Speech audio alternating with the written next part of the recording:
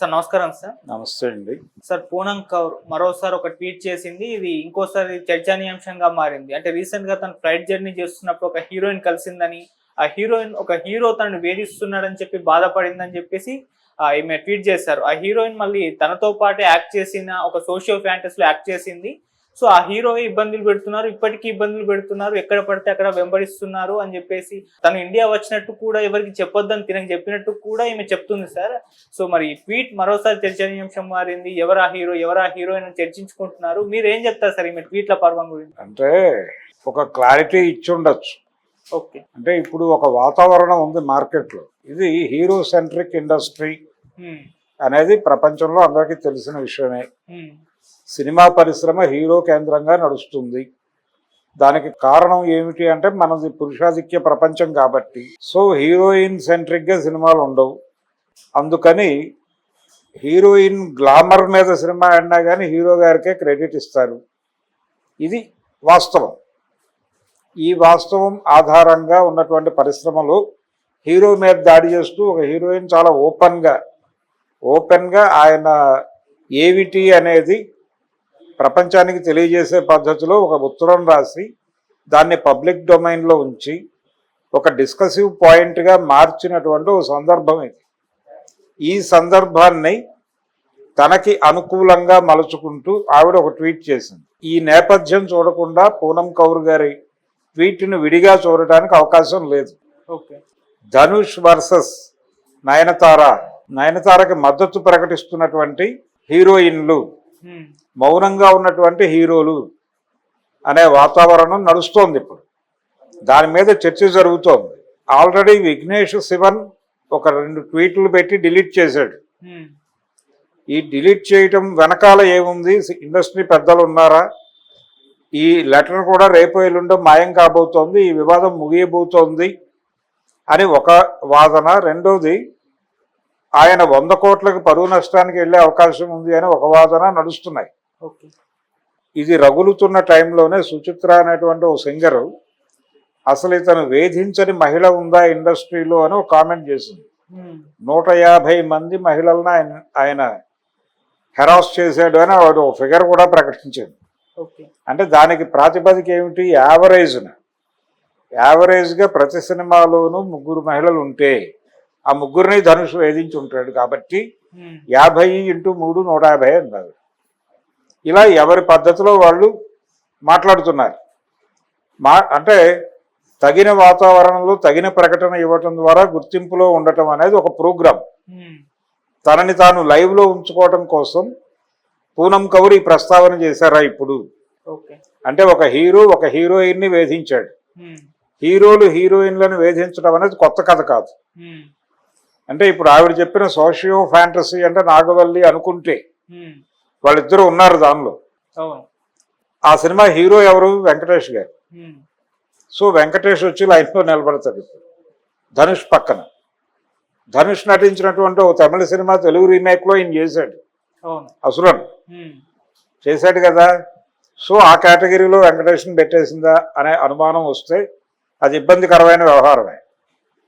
ఎందుకంటే స్పెసిఫిక్గా లేకుండా ఇలా క్విజ్ టైప్ విషయాలు, అంటే క్విజ్ ధోరణిలో ప్రజల ఆలోచనలకు వదిలిపెట్టేసి ఆరోపణలు చేయటం అనేది ఖచ్చితంగా నైతికత అనిపించుకోదు.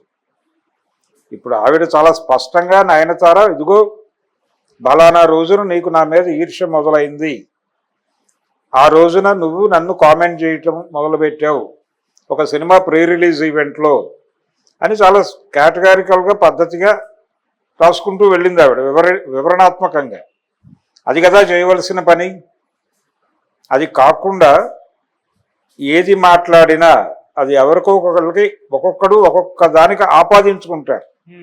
రిచా గంగోపాధ్యాయ అనేది ఒక స్పెక్యులేషన్, అది వాస్తవం అవునా కాదా అనేది వేరు. ఇంకేదైనా లాంగ్వేజ్లో చేసిందా? ఇంకేదైనా లాంగ్వేజ్లో ఒకవేళ ధనుషే ఉన్నాడా సీన్లో? సోషియో ఫ్యాంటసీ అని ఏ ధోరణిలో అంది ఆవిడ అనేది క్లారిఫికేషన్ ఇవ్వడానికి మళ్ళీ ఆవిడ ఉండదు అక్కడ. సో ఇది స్వీపింగ్ కామెంట్. అంటే హిట్ అండ్ రన్ లాంటి గొడవలు ఇవి. ఈ హిట్ అండ్ రన్ కేసులు సీరియస్గా ప్రపంచం పట్టించుకోనక్కర్లేదు. ఎందుకంటే సీరియస్ అంటే రెండోది అక్కడ తప్పించుకోవటానికి ఒక సాకు చెప్పింది ఆవిడ. నేను ఎందుకు ఈ పేర్లు ప్రస్తావించటం లేదు అంటే సదరు నటి ప్రస్తుతం ఈ దేశంలో లేదు. ఆవిడ ఏదో పని మీద ఇక్కడికి వచ్చారు. ఇక్కడ కొన్ని సినిమాల్లో నటించి విదేశాలకు వెళ్ళిపోయిన నటీమణులు ఎవరో కూడా సెర్చ్ చేయాలి గూగుల్లోకి వెళ్ళి. ఇలా ఆవిడ 100 రకాల క్విజ్ క్వశ్చన్స్ పెట్టింది అక్కడ.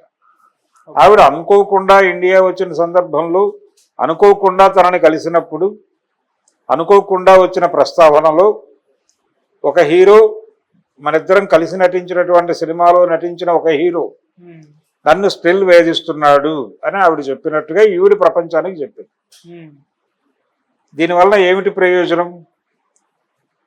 హీరోలు హీరోయిన్లను వేధించెదరు అనేది కొత్త విషయమేమీ కాదు. ఆల్రెడీ గతంలో జమున అనేటువంటి ఒక హీరోయిన్ గారు ఆనాటి హీరో, అగ్ర హీరో అయినటువంటి అక్కినేని నాగేశ్వరరావు గారి మీద ఇలాంటి ఆరోపణ చాలా బహిరంగంగానే చేసే ఉన్నారు. అంటే ఆయన తనని బాయ్కాట్ చేశాడు. తాను బాయ్కాట్ చేయటం మాత్రమే కాదు, అంటే ఇది చిన్న రిఫ్ట్ వచ్చి ఆవిడ్ని నా సినిమాల్లో బుక్ చేయకండి అని తన నిర్మాతలకు చెప్పుకున్నాడు.